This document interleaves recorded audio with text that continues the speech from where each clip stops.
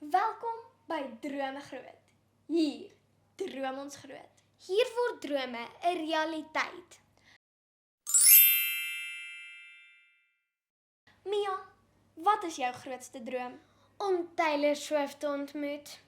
Jy droom 'n bietjie te groot. Kiona, die is droomgroot. Ons moet groot drome droom. Ja, ek moet seker vir my ma luister. Sy sê ek moet groot droom, maar my droom is groter as joune.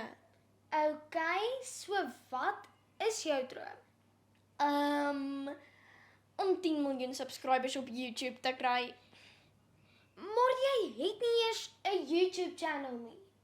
Ja, want dis baie harde werk.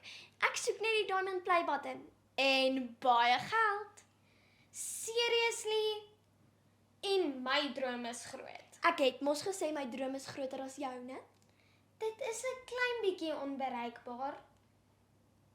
Het jy nie gesien hoe ryk is die mense wat so baie subscribers het nie? Hulle is ryk, maar jy moet dan net begin maak deur 'n YouTube channel te kry. Los dit net. Wat is jou droomwerk, Mia?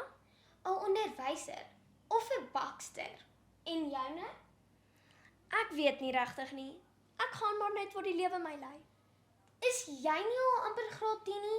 Jy moes seker vakke gekies het. Ja, ek het net die vak gekies wat my gaan help met my sosiale lewe, veral drama.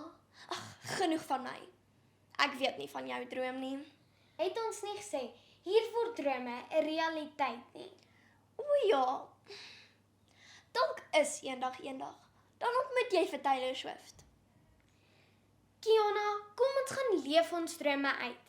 Ek is seker, daar is baie ander mense wat groter drome as ons het. Dalk dink jy jou droom is onbereikbaar, maar glo net in jouself. En hou aan droom.